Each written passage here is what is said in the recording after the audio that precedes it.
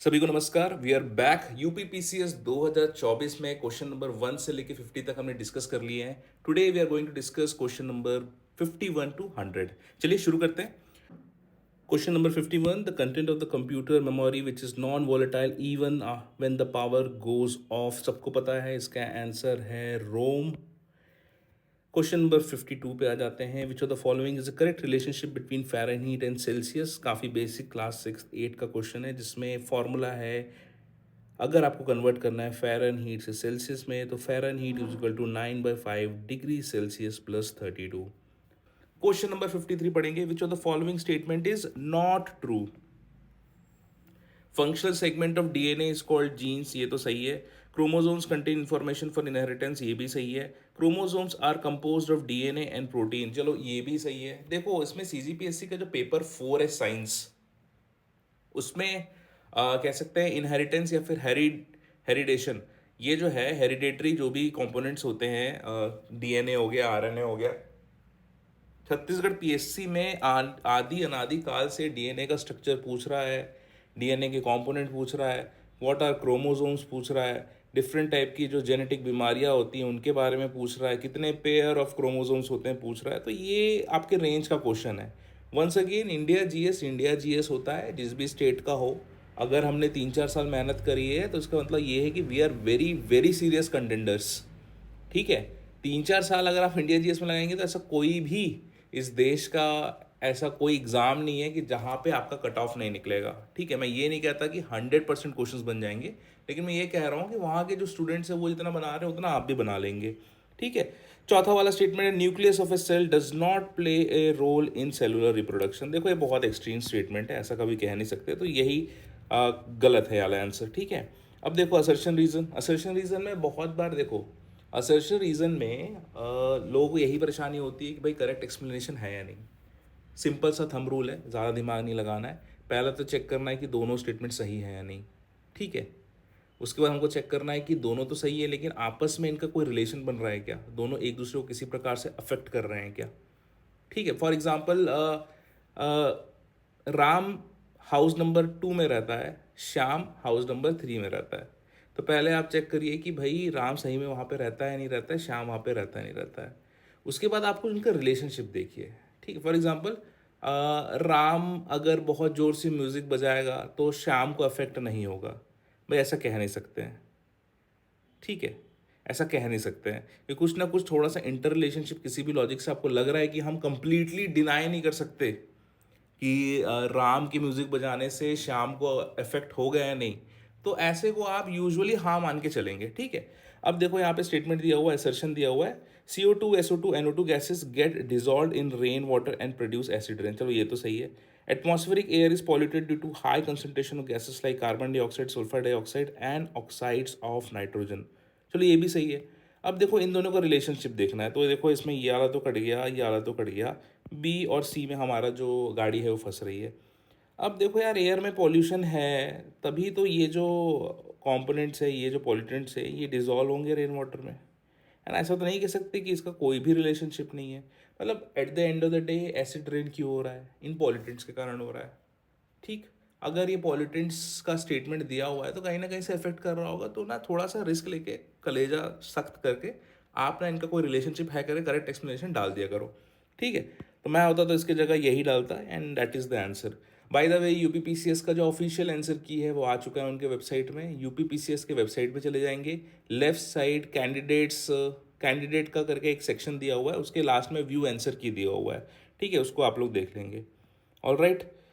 इसके बाद चलो question number 55, arrange the following schemes launched by the government of India in chronological order and choose the correct answer from the codes given below. IRDP, स्वर्ण जयंती ग्राम स्वरोजगार योजना, नरेगा दिया हुआ है, प्रधानमंत्री जनधन योजना। हम पेपर 5 पार्ट 1 इकोनॉमिक्स में इकोनॉमिक रिफॉर्म्स के बारे में बात करते हैं, पॉवर्टी के बारे में बात करते हैं, अनएम्प्लॉयमेंट के बारे में बात करते हैं। हर CGPSC के जितने नोट्स हैं सब में इन स्कीम के बारे में दिया है, लेकिन फिर भी अगर कुछ समझ में नहीं आ रहा तो इतना तो आपको समझ में आएगा ना कि ये जो DBT वाला सिस्टम आया हुआ है, आधार, जैम ट्रिनिटी बोलते हैं इनको, जनधन अकाउंट मोबाइल आधार। ठीक है। इसका जो जैम ट्रिनिटी आई हुई है वो मोदी जी के ही शासन में आई है, तो बहुत ऑब्वियस सी बात है कि 2014, 15, 16 के पास ही आई होगी। और इनके पहले मनरेगा तो पता है कि आपको 2005 के आसपास आई थी। तो इन चारों स्कीम को आप देखेंगे, आपने थोड़ा सा भी पढ़ा लिखा है तो आपको रियलाइज़ होगा कि सबसे जो लेटेस्ट स्कीम है वो है प्रधानमंत्री जनधन योजना। डेफिनेटली 4 जहाँ पे भी लास्ट होगा वो वाला ऑप्शन होगा, तो ये नहीं हो सकता, ये नहीं हो सकता, ये नहीं हो सकता। इसका जो आंसर आएगा वो आएगा सी, 1 2 3 4। ठीक है, ओके। चलो नेक्स्ट देखते हैं। With reference to the economic growth which of the following statement is correct? Indian economy is an underdeveloped economy, सही है। Indian economy is a mixed economy, सही है। J.M. Keynes is the father of economics, चलो ये doubtful है। अब देखो, prelims का मतलब ये होता है कि 100% ज्ञान नहीं है, फिर भी अपने को क्वेश्चन बनना चाहिए। कैसे बनाएंगे हम लोग? बड़ी सिंपल सा तरीका है जी। देखिए भाई, अगर थर्ड वाला ऑप्शन मेरा डाउटफुल भी है तो 1 और 2 तो सही है। ऐसे कितने ऑप्शन है जिसमें 1 और 2 साथ में आ रहे हैं? इसमें नहीं आ रहे, इसमें नहीं आ रहे, इसमें नहीं आ रहे, इसी में आ रहे हैं। तो इसका बाय डिफ़ॉल्ट इसका आंसर जो हो गया वो हो गया आपका सी, है ना जी। इसका बाय डिफ़ॉल्ट इसका आंसर हो गया सी। All right. वैसे एडम स्मिथ है फादर ऑफ इकोनॉमिक्स, अगर ये भी पता है तो ठीक है, अगर नहीं भी पता है तो बन जाएगा ये पर्टिकुलर सवाल। ठीक है, नेक्स्ट देखते हैं। 57 बोल रहा है given below are two statement, one is labelled at assertion and other as reason. The value of national currency determined by demand and supply of foreign currency is called flexible exchange rate. ये तो basic economics है भाई। जैसे जैसे dollar के comparison में जो रुपी है, स्पेशली तब, मतलब इसमें वंस मोर एक बहुत ही ज़्यादा बिहेवियल एक एस्पेक्ट आ जाता है कि यूजुअली क्या होता है, जब भी कोई आईफोन लॉन्च होता है इंडिया में तो हम लोग हमेशा उसकी जो प्राइसेस है वो यूएस में कितने डॉलर्स में पड़ रहा है और इंडिया के कितने रुपीज़ में पड़ रहा है, हमेशा चेक करते हैं। तो एक ठीक ठाक मॉडल लेंगे आप, यूएस में तो आपको लगभग 1,30,000 का पड़ेगा, वही यहाँ पे आके 1,90,000, 2,10,000 का भी पड़ सकता है आपको। तो आपको पता है कि ये जो रेट से फ्लक्चुएट होते रहते हैं, तो इंडिया की करेंसी भी ऐसी है कि वो डॉलर के कंपैरिजन में फ्लक्चुएट करती है, डिमांड एंड सप्लाई पे डिपेंड करता है। जब भी मान लो डॉलर बहुत कम हो जाता है, डॉलर की डिमांड बढ़ जाती है, वर्ल्ड में इकोनॉमिक क्राइसिस होता है, तो लोग चाहते हैं कि ज़्यादा से ज़्यादा स्टेबल संपत्ति में वो इन्वेस्ट करें, तो गोल्ड का रेट बढ़ेगा, यूएस डॉलर का रेट बढ़ेगा।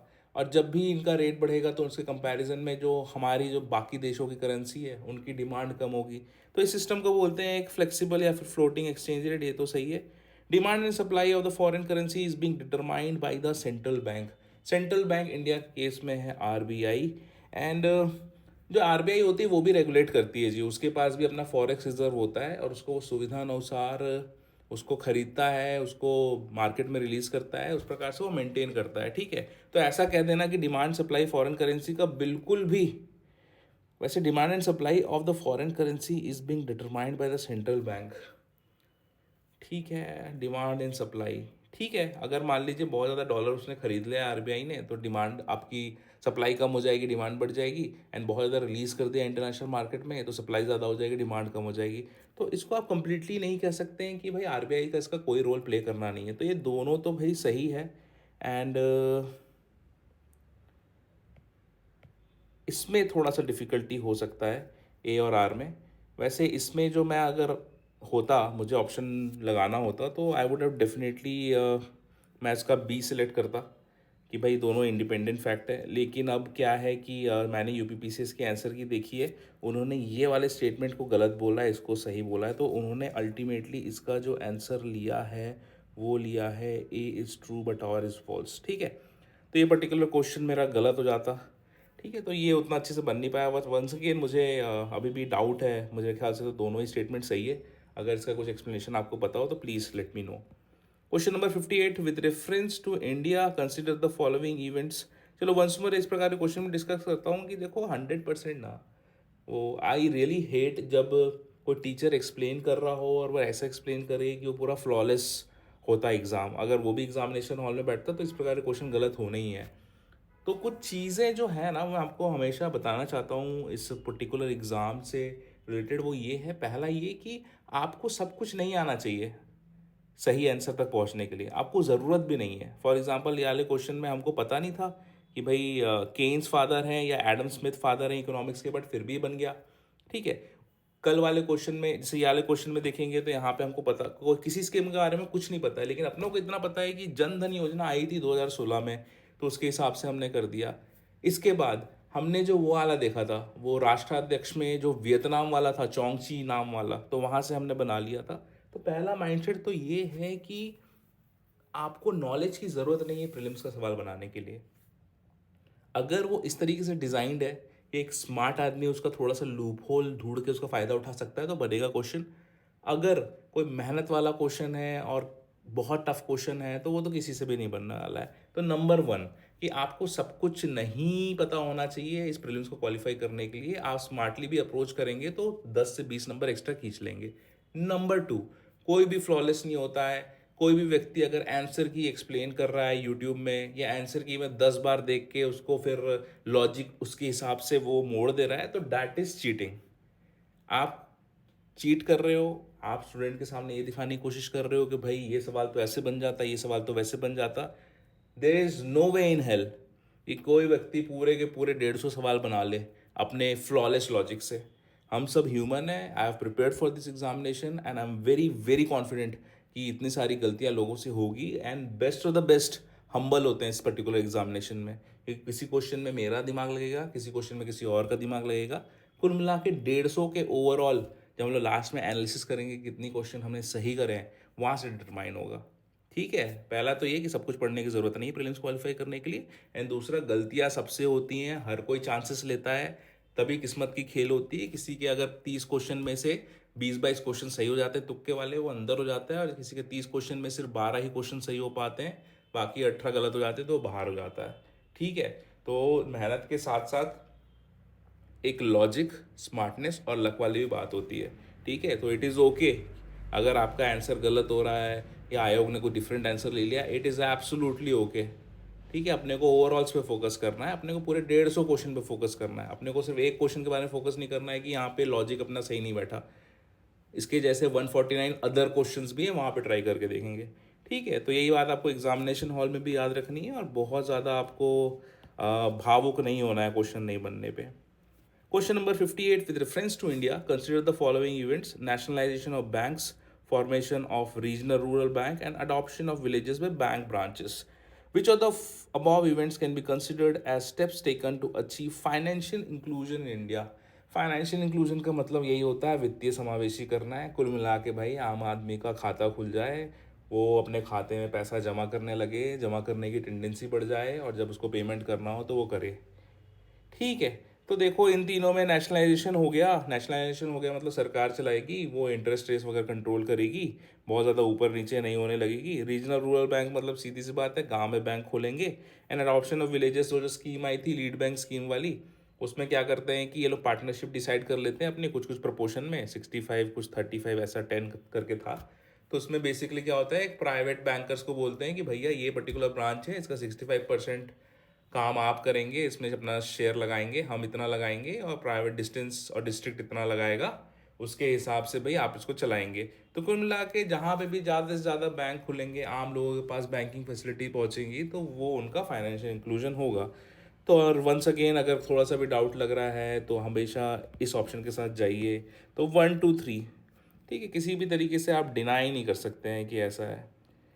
ठीक है, with reference to the national food security act, which of the following statement are correct? It will cover इतना रूरल, इतना urban, it has special focus on nutrition support to women and children. देखो दो option number 2 तो सही रहेगा। ठीक है, women and children वाली बात तो सही रहेगी। ठीक है, कि वुमेन चिल्ड्रन मतलब हो सकता है कुछ एक्स्ट्रा दे दें जी, है ना, किसी के यहाँ बच्चा है कुछ है। It was enforced on July 5 2010। Okay, I think इसमें जहाँ तक मेरे को याद आ रहा है कि छत्तीसगढ़ का जो पीडीएस सिस्टम है वो 2012 में आया था, और national food and security act आपका आया था 2013 में।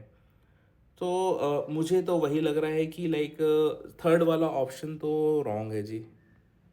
ठीक है, क्योंकि हम लोग पीएससी का बच्चा बच्चा पढ़ के रखा है 2012 2013।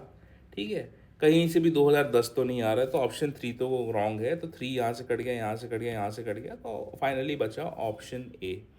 वंस अगेन मुझे ये दो ऑप्शन पता नहीं थे, लेकिन ये बच्चे बच्चे की ज़ुबान में सबने रट के रखा है। ठीक है, छत्तीसगढ़ का फूड एंड सिक्योरिटी एक्ट, तो वो सबको पता है ना, जितने प्रकार के राशन कार्ड में कितना किलो बनना है वो सब हमने रट के रखा है। इवन कलर भी रट के रखा है लोगों ने, और बहुत एक्सट्रीम होगा तो कितने पन्ने ये भी रट लिया होगा यहाँ के बच्चों ने। ठीक है, तो ये 2010 वाला स्टेटमेंट को हम लोग एलिमिनेट करके हमने काफ़ी अच्छे से इसको बना लिया है। चलते हैं क्वेश्चन नंबर 60 पे। काफ़ी पॉपुलर सा question, write in descending order of the following states on the basis of their population as per census 2011।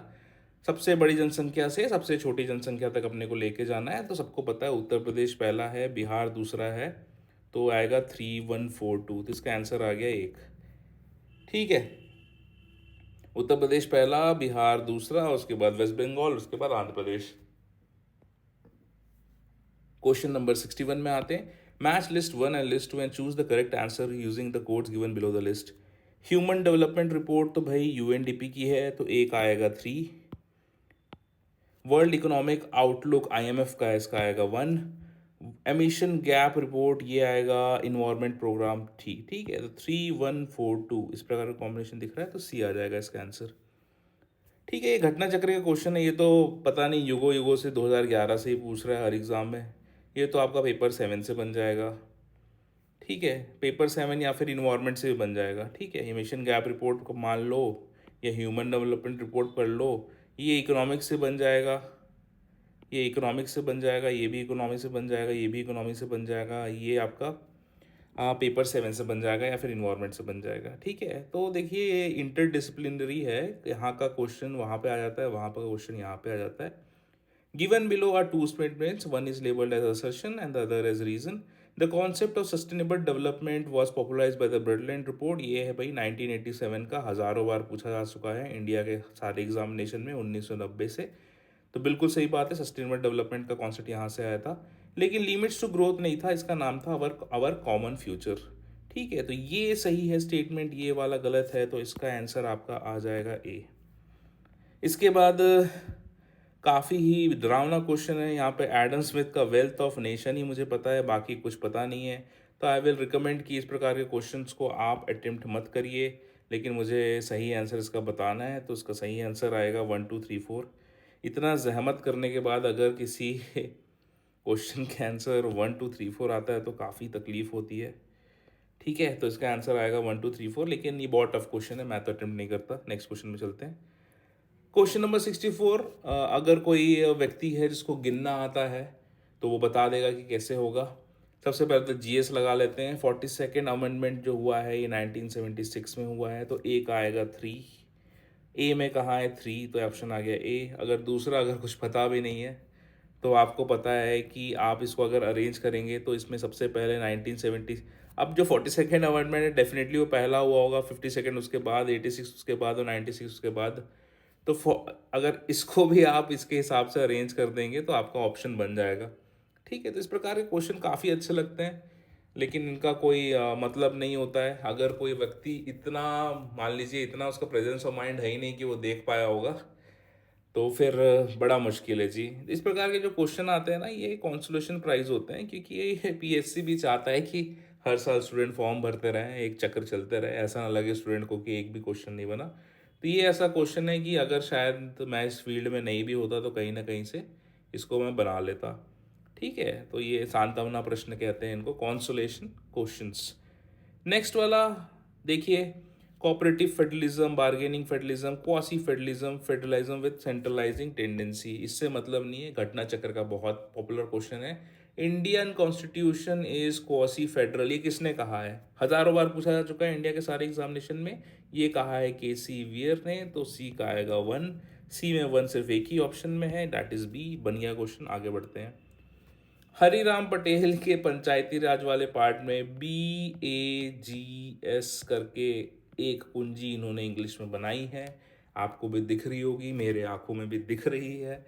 Panchayati Raj recommended by Balwant Rai Mehta community. तो देखिए इसमें जिला पंचायत हो सकता है, पंचायत समिति होता है, ग्राम पंचायत हो सकता है, न्याय पंचायत तो मैंने कभी नहीं सुना है, तो ये तो रिकमेंड नहीं करी थी उन्होंने। चलिए लोकपाल पे आ जाते हैं। लोकपाल हमने पढ़ा है, लोकपाल को कह लीजिए स्टैट्यूटरी बॉडी समझ लीजिए लोकपाल, ये एक्ट से बना हुआ है। तो इसमें बोल रहा है कि भाई इनका जो सिलेक्शन कमेटी होता है उसमें कौन कौन होता है। बहुत बेसिक सा सवाल है, अगर आपने घटना चक्र सॉल्व करके रखी है तो कई बार पूछा जा चुका है। इसमें चेयरमैन ऑफ राज्यसभा नहीं रहेंगे, बाकी तीनों रहेंगे, तो इसका आंसर आएगा 134। जब भी कोई आप एक्स्ट्रा कॉन्स्टिट्यूशन स्टैट्यूटरी बॉडी पढ़िए या फिर कॉन्स्टिट्यूशनल बॉडी पढ़िए, तो सबसे पहले उस बॉडी में कितने लोग रहते हैं, उनके क्वालिफिकेशंस क्या होना चाहिए उस पद में नियुक्त होने के लिए, कौन नियुक्त करता है, किसके सामने शपथ लेते हैं, कितना इनका टर्म रहता है, क्या क्या काम करते हैं, रेजिग्नेशन किसको देंगे, ठीक है, इनको हटाया कैसे जाता है, इस प्रकार की चीज़ें आपको पता होनी चाहिए। नेक्स्ट क्वेश्चन नंबर 68 पे चलते हैं। What does the Intergovernmental Panel on Climate Change emphasize regarding reduction in the greenhouse gas emissions? Gradual and limited reductions are enough. Deep, deep, rapid and sustained reductions are essential. अब देखो IPCC की बात है, climate change की बात है, तो हर चीज़ urgent है, हर चीज़ इम्पोर्टेंट है, बहुत लॉन्ग टर्म चीज़ें नहीं हो सकती।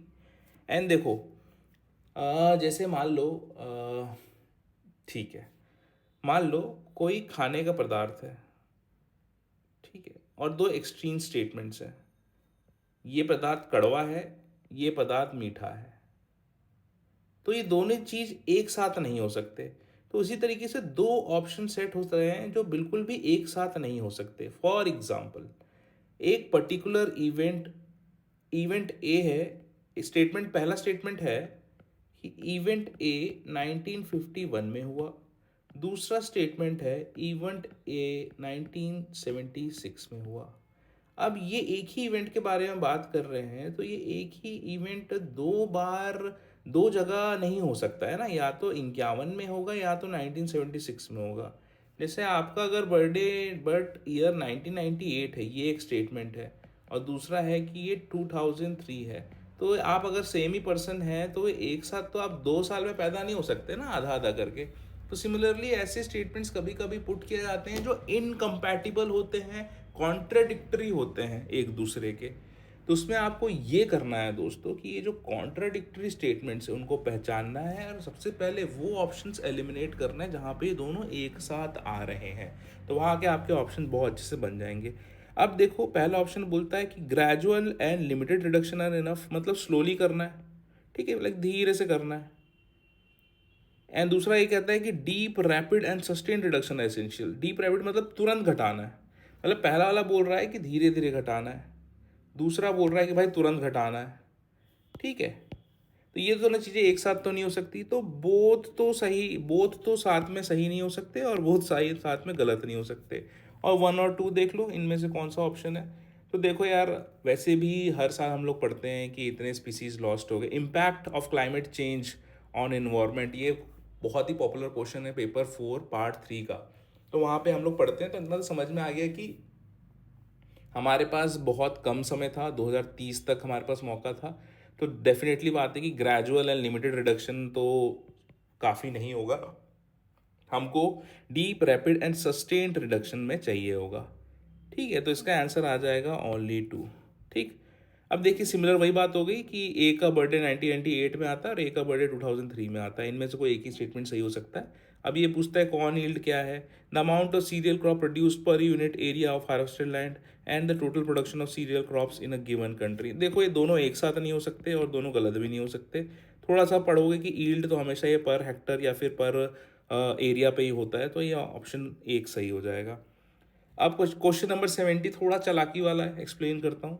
विच of the following statement is true regarding the trends of unemployment rate in India between जुलाई सितंबर 2019 एंड जुलाई सितंबर 2022। पहला है कि इट रिमेन द सेम और दूसरा है डिक्लाइन। देखो ये दोनों एक साथ तो नहीं हो सकता है पैटर्न, या तो डिक्लाइन होगा या तो सेम रहेगा, तो बोथ वाला तो कोई कंडीशन ही नहीं होता, ठीक। अब देखेंगे कि भाई अब ये देख लो, काफ़ी ए पॉलिटिकल एडवाइस दूंगा, लेकिन जब भी कोई एग्ज़ामिनेशन होता है, खासकर स्टेट का एग्ज़ामिनेशन होता है, तो वो कहीं ना कहीं फेवर करती है अपनी पर्टिकुलर गवर्नमेंट को, ठीक है। तो अब यूपी पीसीएस का एग्ज़ाम है, आप देख लीजिए यूपी में पॉलिटिकल रिजाइम कौन सा है, इंडिया में पॉलिटिकल रिजाइम कौन सा है। दोनों अगर एक रिजाइम है तो डेफिनेटली ये प्रो गवर्नमेंट ही डेटा पूछेंगे, ठीक है। तो इसमें प्रो गवर्नमेंट डेटा ये हो सकता है कि इट डिक्लाइंड, ठीक है। तो 2 is true and 1 is false करेंगे तो आपका ये सवाल बन जाएगा, ठीक है। Question number 71, who prepares publishes the global multi dimensionally poverty index report. ठीक है, तो देखो सिंपल सी बात है, काफ़ी पॉपुलर क्वेश्चन है, हर बार आता है। यूएनडीपी और ओपीएचआई मिलके करेंगे इसमें। ठीक है, तो इसमें बहुत ज़्यादा क्रूड लॉजिक नहीं है, लेकिन अगर थोड़ा सा आपको लॉजिक निकालना है तो भाई मल्टी डायमेंशनल पॉवर्टी है तो ये WHO तो नहीं निकाल रहा होगा, और IMF भी नहीं निकाल रहा होगा, वर्ल्ड बैंक भी नहीं निकाल रहा होगा।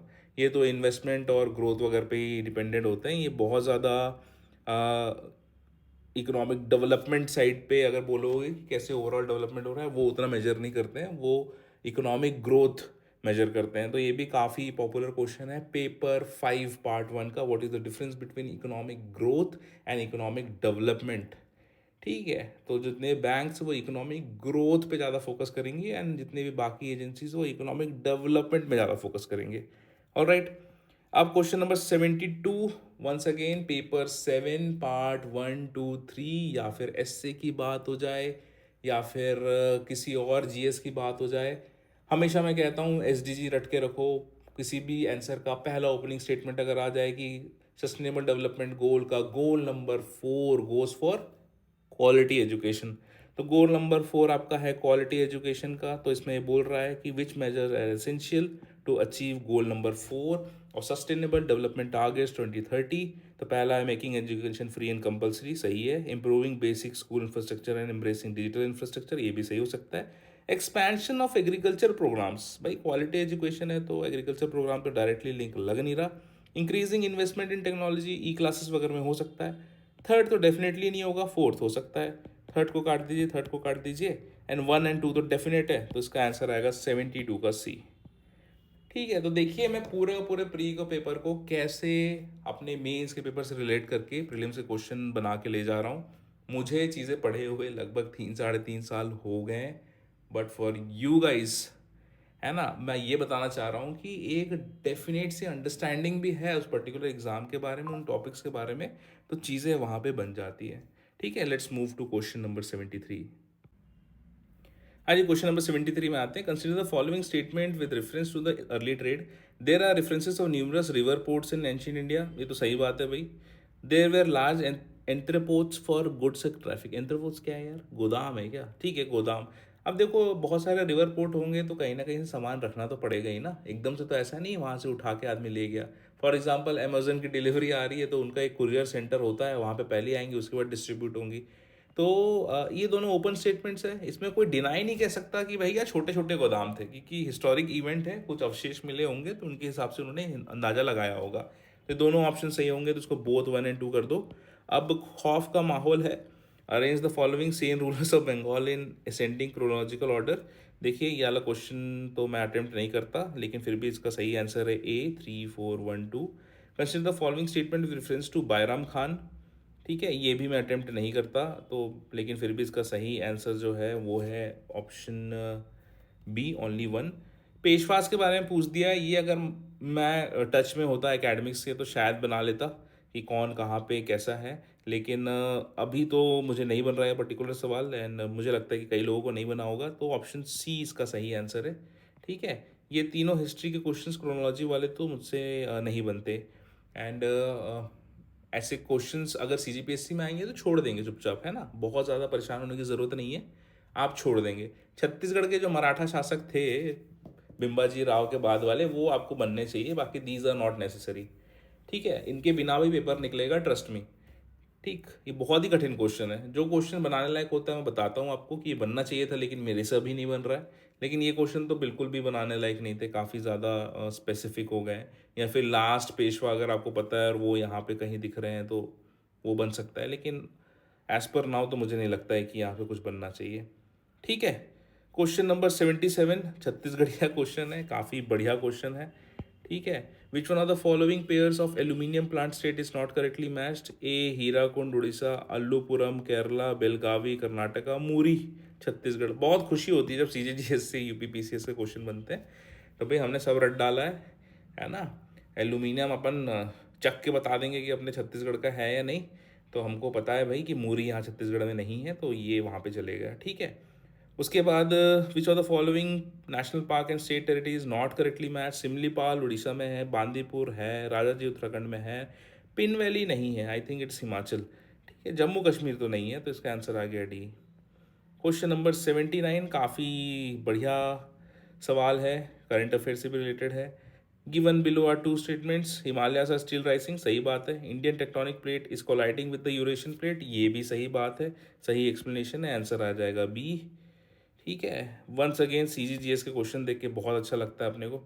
तो क्वेश्चन नंबर 80 देखते हैं। ठीक है, तो इसमें पूछ रहा है कि कोल रिसोर्सेज ऑफ स्टेट, तो ताता पानी राम कोला तो छत्तीसगढ़ का है, सी का टू ये बन गया। ठीक है, आप तो कोयला चक के बता देंगे कि छत्तीसगढ़ का है या नहीं, इतना CGGS पढ़ लिए हैं। ठीक, अब चलते हैं क्वेश्चन नंबर 81 पे। हाँ जी, भय का माहौल वापस आ चुका है, डेज को अरेंज करने बोल रहा है, तो इसमें तो बहुत ज़्यादा मुझे कुछ पता नहीं है, तो I think I will not attempt this question. अगर CGPSC में आता है तो छोड़ देना, कोई फ़र्क नहीं पड़ना है। 82 जो करंट अफेयर वाला क्वेश्चन है, आगे बहुत सारे फर्रे छपेंगे, उसमें से इस प्रकार का क्वेश्चन आएगा तो बन जाएगा। ठीक है, अभी बहुत स्पेसिफिकली मैं इसका नहीं बता रहा हूँ आपको इसका आंसर क्या होना चाहिए, लेकिन ये करंट अफेयर से अगर फंसता है तो ठीक है CGPSC में, अगर नहीं फंसता है तो उसको जाने देंगे। ठीक है, लेकिन इस प्रकार के क्वेश्चन आपको बनना चाहिए क्योंकि ये करंट अफेयर की बात है। क्वेश्चन नंबर 83, सदाबहार विटामिन दिया है, डिसीज दिया है, विटामिन ए तो भाई ब्लाइंडनेस आएगा, तो एक आएगा 2, ऑप्शन डी बन गया पर्टिकुलर क्वेश्चन। क्वेश्चन नंबर 84, इसमें अरेंज करना है वेस्ट से लेके ईस्ट में उनके लोकेशन के हिसाब से। तो देखो, हिंदू कुश आता है अफगानिस्तान में, कारोकरम आता है इंडिया में। ठीक है, तो 3-1 करके तो आएगा, तो यही इस बच्चे ने करने की कोशिश करी है यहाँ पे, 3 के बाद 1, ये तो नहीं आ सकता। ठीक, ये अफगानिस्तान, हिंदू कुश अफगानिस्तान में है, कारोकरम जम्मू कश्मीर में है, तो ऑफकोर्स 3 पहले आएगा, 1 बाद में जाएगा। और पॉन्टिक और जागरोस, इसके बारे में तो मेरे को कोई आइडिया नहीं, पॉन्टिक और जागरोस कहाँ पे है। ये तो अपने आजू बाजू भी नहीं लग रहा है मुझे, पॉन्टिक और जैगरोस। ठीक है, हिंदू कुछ सुना है, कारोकरम सुना है, तो आई थिंक पॉन्टिक और जैगरोस को थोड़ा सा अगर मैं दिमाग लगाऊं, ठीक है, तो ये काफ़ी इंग्लिश नाम है, काफ़ी यूरोपियन नाम लग रहे हैं, काफ़ी हो सकता है अरेबिक भी हो सकते हैं। मेरे को ये तो नहीं लग रहा है कुछ ये वियतनाम के साइड कुछ चोटी होंगे, क्योंकि हमारे लेफ्ट में तो पूरा जहाँ है, हमारे राइट साइड या ईस्ट साइड जाएंगे तो सिर्फ साउथ ईस्ट एशिया है, उसके बाद तो पूरा समंदर ही समंदर है, तो वहाँ से तो सवाल नहीं उठता। तो आई थिंक ये जागरोस 2-4 जो हैं ये 3-1 के पहले ही आएंगे। अब देखो, ये 2-4 होगा कि 4-2 होगा, ये डाउटफुल है, तो अगर आप बोलोगे तुक्का मार रहे हैं तो इन दोनों के बीच में आप तुक्का मार सकते हो, 50% चांस ले सकते हो, बट इसका जो आंसर है वो ये है। ठीक है, तो 2 ऑप्शन एलिमिनेट करने के बाद अगर 2 ऑप्शन बच रहे हैं तो उनको आप डेफिनेटली अटेम्प्ट करना। ठीक है, मैं होता तो ज़रूर अटेम्प्ट करता। विच one of the following rivers, और उसका डायरेक्शन करेक्टली मैच नहीं है। मैकोंग रिवर चाइना में, इतना बस पता है मुझे, लेकिन अगर CGPSC में सवाल आएगा तो अटेम्प्ट मत करना, लेकिन चूंकि सही जवाब बताना है तो उसका आंसर आएगा ए। ठीक है, मैप में एक बार देख लेंगे मैकॉग रिपोर्ट कहाँ पे है। उसके बाद ये तो बिल्कुल ही भगवान क्वेश्चन है कि भाई आप कंट्री और ऑयल फील्ड बता दो, इसके बारे में हमको कोई जानकारी नहीं। इंडिया के ऑयल फील्ड्स अपने को पता है, वर्ल्ड ज्योग्राफी छत्तीसगढ़ PSC में नहीं है। ठीक है, तो यहाँ से ये वाला क्वेश्चन छोड़ देंगे, अगर कहीं भी आएंगे व्यापम वापम में भी, लेकिन क्योंकि सही आंसर बताना है तो इसका आंसर आएगा डी। 87 इंडियन ज्योग्राफी मानसून से रिलेटेड क्वेश्चन है, खासकर वेस्टर्न डिस्टर्बेंसेस से। कैसे है वेस्टर्न डिस्टर्बेंसेस से बताते हैं। Consider the following statement with reference to Mediterranean climate. It receives rainfall in winter season due to winter solstice, air pressure belt shift to south. देखो यार, ITC सेट का जो बेल्ट होता है वो पहले इंडिया के ऊपर मुंबई से चेरापूंजी के ऊपर से गुजरता है, फिर वो इक्वेटर के पास चले जाता है, कह सकते हैं साउथवर्ड्स चले जाता है विंटर में, तो ये तो सही बात है, विंटर में साउथ चले जाएगा। एंड देखिए, मेडिटेरियन से ही हवा आती है इंडिया के वेस्टर्न डिस्टर्बेंसेस के लिए, जो वीट ग्रोथ के लिए इंपॉर्टेंट होती है, जो पंजाब दिल्ली साइड, पंजाब हरियाणा साइड जो विंटर में बरसात होती है वो वेस्टर्न डिस्टर्बेंसेस के कारण होती है, जो मेडिटेरियन के ऊपर से नमी कैरी करके जो विंड्स हैं वो लेके आती हैं, तो डेफिनेटली वहाँ पे भी रेनफॉल होता होगा विंटर में, तो इसका आंसर आ जाएगा ए, both 1 and 2। Consider the following statement with respect to the climate of Western Europe. Western Europe receives rainfall in all months. Western Europe is located in the belt of westerlies. देखो यार, इसका बहुत specific मेरे को पता नहीं है, लेकिन इसमें लॉजिक अगर लगाया तो सिंपल लॉजिक यही निकलता है कि अगर वेस्टर्लीज में कोई है, ठीक है, वेस्टर्लीज के जस्ट नीचे अगर कोई एरिया है तो वहाँ पर रेनफॉल तो आएंगी, लेकिन इसमें अटेम्प्ट करने में थोड़ा सा डिफिकल्टी होगी। तो I will leave this particular question, और इसका जो आएगा ऑप्शन दैट इज़ मेरे ख्याल से बोथ 1 और 2 इसका सही आंसर है। इसको एक बार मैच कर लेंगे, ठीक है। चलिए नेक्स्ट क्वेश्चन देखते हैं। Question number 89, consider the following statement with reference to the upper Gangetic agro climatic region. देखो अब अपर गैंगेटिक हो गया, मतलब ये हो गया पश्चिम उत्तर प्रदेश की बात कर रहे हैं, अपर गैंगेटिक प्लेन की बात कर रहे हैं। तो देखिए ये यूपी जीएस का सवाल है, जैसे यहाँ पे छत्तीसगढ़ जीएस के कुछ सवाल होते हैं, तो ये यूपी पीएससी में इसको यूपी स्पेशल बोला जाता है। यस, यूपी स्पेशल बोलते हैं। तो यूपी जीएस का क्वेश्चन है, तो इसमें बहुत ज़्यादा हमको इशू करने की ज़रूरत नहीं है, क्योंकि स्टेट पीएससी का क्वेश्चन है, तो एक आध दो क्वेश्चन हम एक्सपेक्ट कर सकते हैं, ठीक है। वो तो यूपी पीसीएस की महानता है कि इतने सारे इंडिया जीएस के क्वेश्चन है ना। छत्तीसगढ़ पीएससी में आते तो 30-35 क्वेश्चन के बाद ही रोना चालू कर देते दूसरे स्टेट वाले, इतने छत्तीसगढ़ बेस्ड फैक्ट दिखते हैं उनको, ठीक है। तो यूपी जीएस का क्वेश्चन है, तो उसको जाने दीजिए, and it is not relevant from our point of view. Okay, that brings us to the next question, question number 90। पास पूछ रहा है और हाइट फ्रॉम सी लेवल पूछ रहा है। दिप्सा, रोहतांग, बारालाचा, बानीहाल, 5,000, 4,000, 3,000, 2,000। यार ये सवाल तो बड़ा मुश्किल है, ये मैं तो नहीं बनाता, ठीक है। लेकिन फिर भी उसमें अगर थोड़ा सा लॉजिक है, वो ये है कि जो इनर हिमालय हैं, ठीक है, इनर हिमालय जो हैं वो ज़्यादा हाइट पे हैं, जो आउटर हिमालय हैं वो लेस हाइट पे हैं। बहुत अच्छे से रिकॉल कर पाना बड़ा मुश्किल है इन पासेस के लिए, बहुत आजू बाजू हैं, उतना डिफ्रेंशिएशन नहीं है। तो अगर इस पर्टिकुलर सवाल को आप छोड़ भी देते हैं तो मेरे ख्याल सीजीपीएससी में आपको फ़र्क नहीं पड़ेगा, ठीक है। लेकिन चूंकि सही इसका आंसर बताना है, तो इसका आंसर है C. Question number 94, jute is an indigenous plant of India. Jute is a kharif crop sown from February to June and harvested from July to October. Indigenous plant है क्या इंडिया का? तो देखो अब हिस्ट्री पे आ जाओ। हिस्ट्री में आपको पता है कि जो बंगाल हुआ करता था वो काफ़ी मेजर जूट प्रोसेसिंग या जूट मिल्स हुआ करते थे। पार्टीशन का एक एडवर्स इम्पैक्ट जो पड़ा था जूट इंडस्ट्री में, वो ये हुआ था, जितने भी प्रोडक्शन एरियाज थे वो बांग्लादेश में रह गए, और जितने भी मिलिंग या प्रोसेसिंग सेंटर्स थे वो बंगाल में रह गए, ठीक है, जो आज का प्रेजेंट डे वेस्ट बंगाल है, ठीक। तो this was the few references. तो इंडिया का इंडिजिनस प्लांट है क्या? तो कह सकते हो जी है, बहुत स्ट्रॉन्ग चांसेस है कि होगा। बांग्लादेश को तो नहीं लगता कि हम ज़्यादा क्रेडिट लेने देंगे, तो आई थिंक इंडिजिनस तो होगा इंडिया का। एंड दूसरा ये है कि देखो खरीफ क्रॉप है, सबको पता है जूट के लिए बहुत पानी चाहिए होता है, डेफिनेट सी बात है कि खरीफ क्रॉप होगी।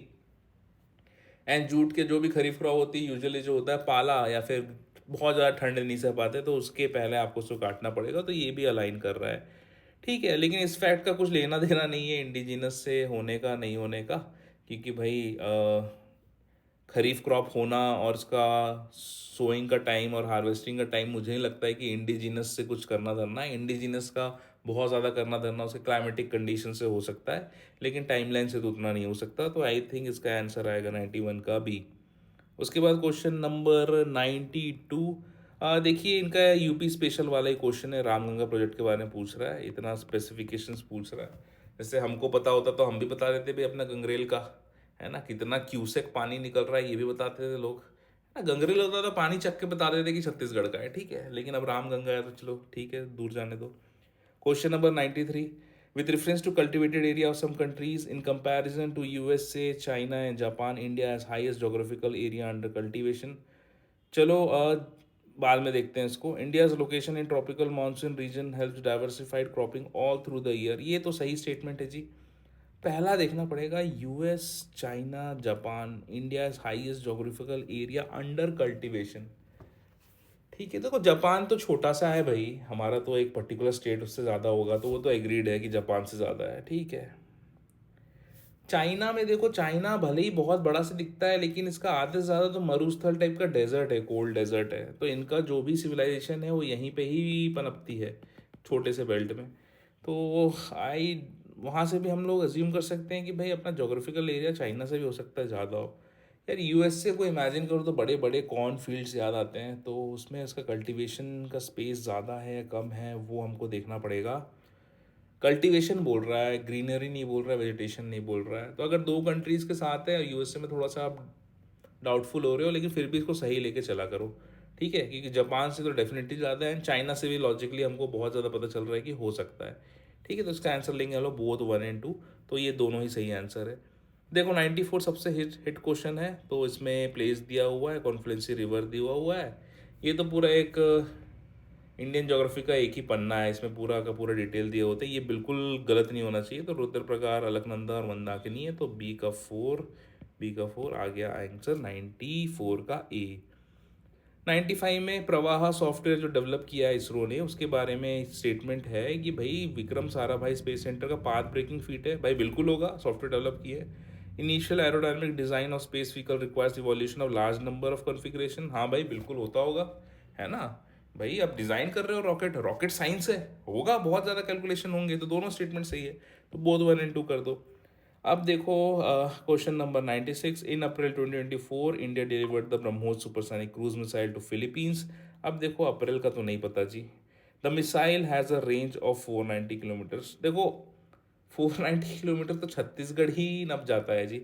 सुपरसोनिक क्रूज मिसाइल है, नंबर 1 मिसाइल है हमारे पास जो है ब्रह्मोस, तो डेफिनेटली इसका रेंज होगा 1000-1200 किलोमीटर। तो ये तो भाई स्टेटमेंट गलत है। एंड ऑप्शन पे आ जाते हैं, ये डाउटफुल है, ऑप्शन 2 डेफिनेटली गलत है। तो ऑप्शन 2 डेफिनेटली गलत वाला तो एक ही ऑप्शन है ए, तो A is true and R is false. Question number 97, with reference to एंटीमाइज्ड operation that took place in April 2024 which of the following statement is are correct. Gadchiroli में हुआ था, गढ़चिरौली लगा ही हुआ है बीजापुर से, नक्सल अफेक्टेड है, हो सकता है वहाँ पे हुआ हो, है ना। उसके बाद operation was launch by BSF and district reserve guards. देखो बॉर्डर सिक्योरिटी फोर्सेस तो मुझे नहीं लगता है कि नक्सल्स में इन्वॉल्व होंगी, तो आई थिंक ये वाला स्टेटमेंट गलत है। तो अगर मैं होता तो ओनली 1 इसको करता, लेकिन इसका आंसर की मैंने चेक किया है, इसका आंसर आया है ओनली 2। ठीक है, तो इसको आप पर्टिकुलर क्वेश्चन को आप छोड़ भी दोगे तो चल जाएगा, बट इन माई पर्सपेक्टिव ये क्वेश्चन मेरे से गलत हो जाता honestly. Question number 98, there is a positive relationship between Human Development Index and the Sustainable Development Goals SDG ranking of Indian states. ठीक है, सही बात है। The underlying dimension of SDG targets are closely related to education and health aspect. ये भी सही बात है भाई। ठीक है, तो ये तो सही है, सब कुछ सही सही लग रहा है, करेक्ट एक्सप्लेनेशन है, आंसर आ गया बी। क्वेश्चन नंबर 99, रेमिटेंस के बारे में पूछ रहा है। रेमिटेंस के बारे में आदि अनादि काल से इंडिया का remittance highest in the world है, तो इंडिया की रैंक आएगी 1, तो सी का आएगा 1, सी का 1 एक ही ऑप्शन में, तो यह बन गया डी। अब देखो 100 वाला नंबर 100 का जो क्वेश्चन है, स्टेट को मैच करना है उसके रैंक में अकॉर्डिंग टू एक्सपेंडिचर और इंफ्रास्ट्रक्चर। ये मैंने एग्जैक्टली पढ़ा हुआ है दैनिक भास्कर में। कुछ कुछ जो स्टेट्स होते हैं वो कभी कभी पूरा का पूरा बनना अपने स्कीम्स के बखान करने के लिए लेते हैं। पिछले गवर्नमेंट के टाइम पे एमपी से काफ़ी आते थे स्कीम, राजस्थान से आते थे, यूपी से आते थे, कभी कभी दिल्ली वाले आम आदमी पार्टी भी एक पूरा का पूरा पन्ना ले लेते हैं अपने अपने स्कीम्स के लिए। बट फिर भी दूसरे लॉजिक के हिसाब से यूपी पीसीएस का पेपर है, अगर यूपी का लोक सेवा आयोग पूछ रहा है कि नंबर 1 कौन है इंफ्रास्ट्रक्चर एक्सपेंडिचर में, बहुत चांसेस हैं कि भाई यूपी होगा। अब देखो इंफ्रास्ट्रक्चर में खर्चा कौन सा स्टेट कर पाएगा, वही जिसकी इकोनॉमी बहुत बड़ी होगी। सबसे बड़ी इकोनॉमी किसकी है इंडिया में, महाराष्ट्र की है। ठीक है, लेकिन पेपर किसका है, यूपी पीसीएस का है, तो डेफिनेट सी बात क्या है, या तो महाराष्ट्र 1 होगा या तो उत्तर प्रदेश 1 होगा। ठीक है, 1 और 2 की जंग यहाँ पे है, तमिलनाडु कर्नाटका के इधर है। तो ए और बी में 1 और 2 देखो, ए और बी में 1 और 2, तो कुल मिला के ये ऑप्शंस तो नहीं हो सकते, ये दोनों ऑप्शन बचे हुए हैं। ठीक है, अब मेरी गट फीलिंग तो है भाई यूपी पीसीएस का पेपर है, तो अपने आप को कोई सेकंड नहीं दिखाएगा, तो उसका डेफिनेटली आंसर बी का 1 करेंगे, तो ये आ जाएगा, ये 2 1 3 4। ठीक है, तो और यही उसका करेक्ट आंसर है। तो आज के बहुत सारे जो क्वेश्चंस हैं जो हमने देखे हैं, अपार्ट फ्रॉम हिस्ट्री के कुछ क्वेश्चन और यूपी जीएस के कुछ क्वेश्चन, ये क्वेश्चन नंबर 50 से लेके 100 वाले काफ़ी स्मूथ पैच था, जहाँ पे हमने ज़्यादातर क्वेश्चंस को बनाया है। ठीक है, ये जो क्रोनोलॉजी तो किसी से नहीं बनेंगे इंडिया में, लेकिन बाकी जो क्वेश्चन है हमने बड़े आसानी से सबको बनाया है, एंड काफ़ी कॉमन भी क्वेश्चंस थे ऐसा कहा जा सकता है। तो definitely we are on a right track. I hope आपको समझ में आया होगा कैसे कैसे किन किन लाइंस में आप सोच के आंसर्स तक पहुंच सकते हैं। क्वेश्चन नंबर 51 to 100 सॉल्व कर लिया है। नेक्स्ट और आखिरी वीडियो चलेगा क्वेश्चन नंबर 101 से शुभ 101 से 150 तक। ठीक है, I hope this video is very very useful.